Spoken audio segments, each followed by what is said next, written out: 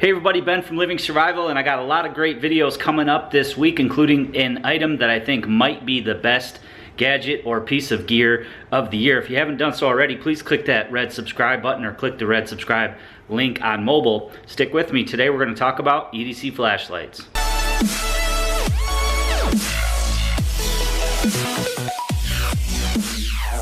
Now when I say EDC flashlight, I'm talking about something in between a keychain flashlight and an 18650 flashlight. 18650 flashlights are generally bigger. I use those in my kits, maybe in the car, the glove box, a pack, something like that. I guess if you had a specific job or something where you carried it on the sheath, you could consider it an EDC flashlight. But for this video, I'm going to be talking about AA flashlights or AA sized flashlights. So I have another roundup of 5.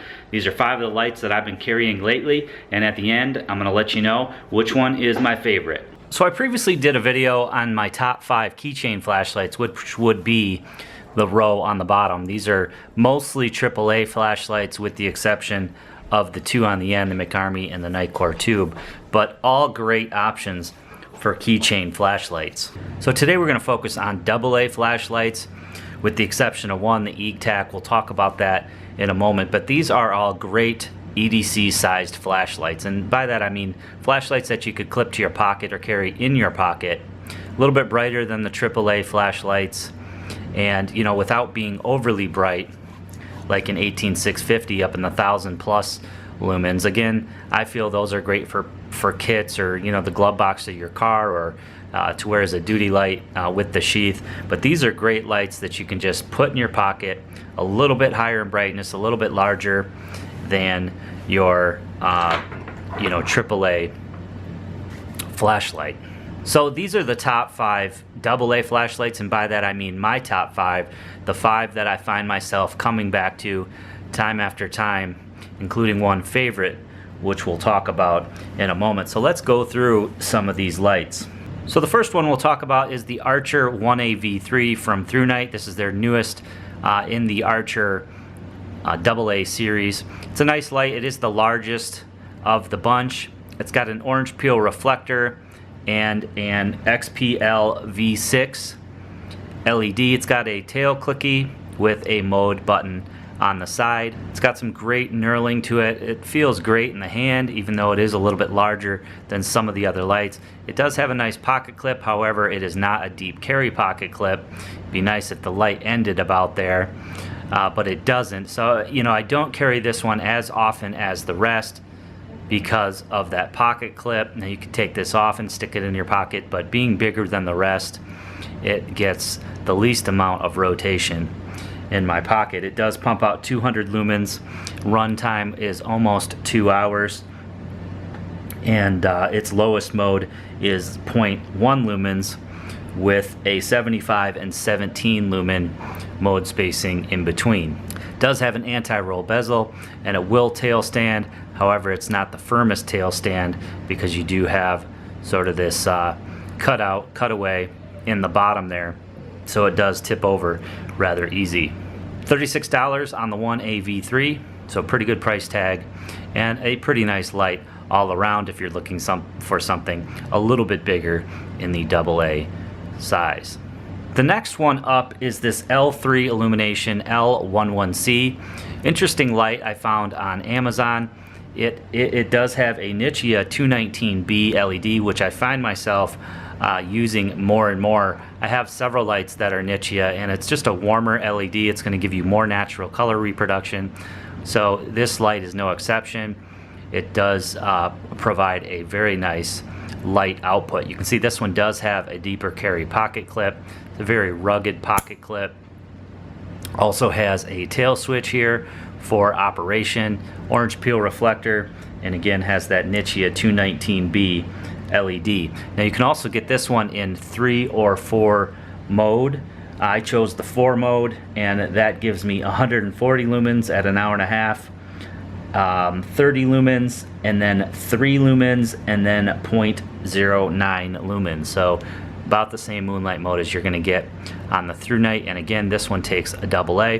You can run a 14500 in this one, however they don't recommend it because it will tend to overheat. The only time you want to run a 14500 in a AA battery is A, if it fits, and B, if the light has thermal protection, so it'll step down normally after about 30 seconds or a minute. But nice light overall. Again, $35, so same price as the Thrunite and a little bit smaller, more pocket-friendly light. Next up we have the Clearest Mi7, a great little pocket-friendly light. It's got some different sort of texturing to it. It will tail stand. It's got no tail clicky. It's all operated by the side switch here, so if you're a side switch type of person, this would be a great light. Orange peel reflector, and this one has an XPL High V3 capable of what Clearest claims to be an output of 700 lumens. Now the S1A that we'll look at in a moment has an output of 600 lumens if you use a 14500, so same is the case with the Mi7. You can use a 14500 in this light, and it will provide, they say, 700 lumens for 53 minutes. It's also got a 90 lumen mode, a 5 lumen mode, and let's see, a 330 max output if you just use a standard AA. So it does have a side switch. What's nice is you can lock out the side switch, so that's nice. I do find myself using that when I put it in my pocket because it has accidentally turned itself on, and it turns on to the brightest mode. So you know, that's probably one drawback, is that you do have to activate the lockout. Pretty easy to do, but you can accidentally set it off in your pocket, more so than you could with a clicky tail cap. So this one runs $39, about $5 more than the L3 or the Thrunite, a little bit smaller in form factor, and a great overall light. So the Olight S1A baton, previously reviewed on the channel, is a very nice light as well. Comes with a very deep carry pocket clip, magnetic tail cap, which some people really like. You can take the magnet out of that if you prefer not to have the magnetic tail cap, as I have done, because it will stick to keys and things like that in your pocket. It is also side switch operated. It's got a PVD coated ring around it. This one has a XML2 LED capable of a 220 max output when running on a AA, or 600 lumen output when running on a 14500. So this and the Clearest are the two brightest. If brightness is what you're looking for, then those would be two great options for you. Some nice texturing here, anti-roll bezel, and again, that side switch operation. Now this one does have overheat protection in it, so you can safely run a 14500 and it will step down after a minute down to about half the brightness. So it'll step down to about 300 lumens to avoid overheating. You also have a 50 lumen mode and a 0.5 lumen mode as well. Nice light overall, and also very pocket friendly. So the last light here is the Etech D25C. Now the nice thing about the Etech is that you can get it in several different LED options. So of course I chose the Nichia 219B as the option. It's a very nice light. It's the only one that takes an RCR 123A instead of a AA. No big deal for me. I have those batteries on hand. Very nice deep carry pocket clip.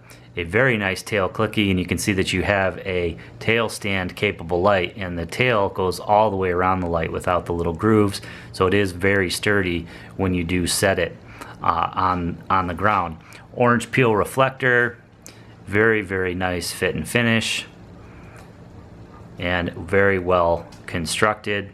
The Etech is nice because you can set it up to run on several different modes. We'll take a look at that in a moment. 300 lumens at its brightest, 194, 26, and then 1. So it does have a true moonlight mode as well. This one will run $60 if you get the Nichia, $5 less at $55 if you choose to go with one of their other LED options. So let's look at the operation of these lights, starting with the Thrunite. Very simple to use, tail clicky operation, and then you have your side switch to step through the modes. It does have memory, So it's going to memorize the mode that you last had it on. You can hold down the side switch there for your special mode, your strobe, but very straightforward, very easy to do, easy to use. So if you're looking for something that's fairly inexpensive and just a little bit larger as far as pocket carry goes, the Thrunite makes a good option. Next up is the L3 Illumination L11C. This one I do have in the Nichia LED.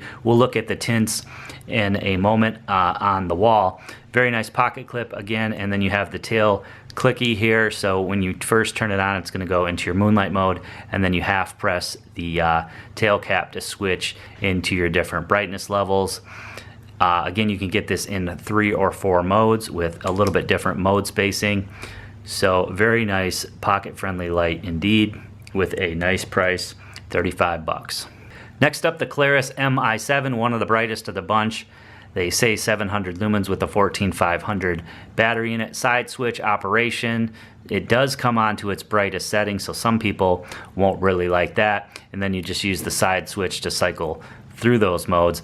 It does have a very easy to push side switch button there, so it has come on in my pocket several times. And to lock it out, you have to hold down the side switch until it blinks.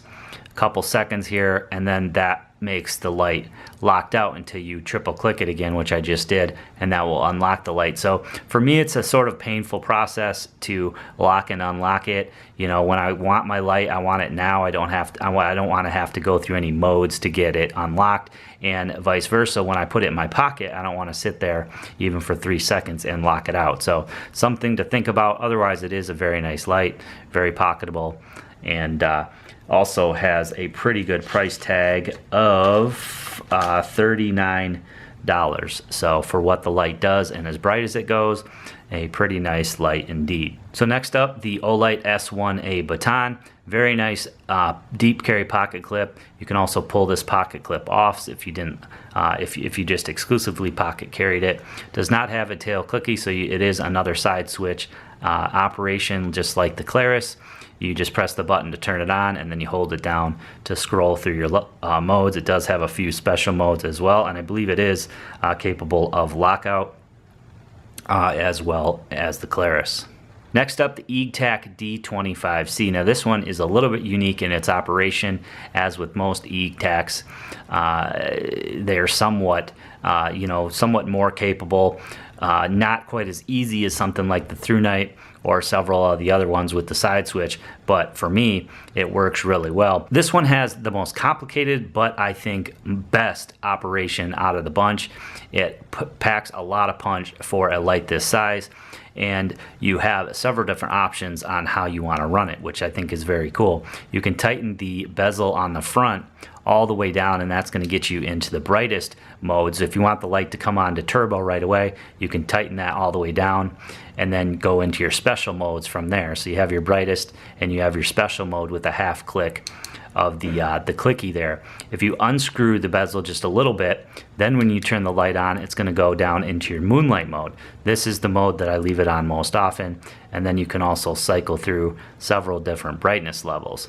So I find that is very handy as far as what you want to be able to do with the light. If I know I'm going to want, bright light, I'm outside or something like that, I can just make sure that bezel's all the way down and have my brightest light. For indoor use or normal pocket carry use, I just leave it, a quarter of a turn undone, and then around the house or whatever, I have my moonlight mode.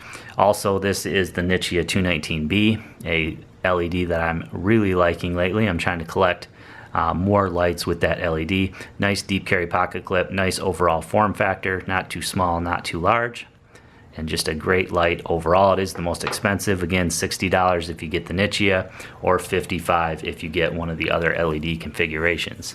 So here I have all the lights shining at the wall. You can see that some of them are very neutral, especially the two Nichias on the right, and then some of them have a cooler brightness to them. Now I tried to get the beams all approximately the right size so I could compare them, and I tried to get them as close in brightness as I could. Definitely some variables there, but it does give a good representation of the light output. So on the left here we have the Thrunite. That is definitely a neutral white light. You can get Thrunites in either or. neutral white or cool white. We have the O light here, S1A, the Clearest Mi7, and then the two Nichia lights, the L3, L11C, and the Etech 219B.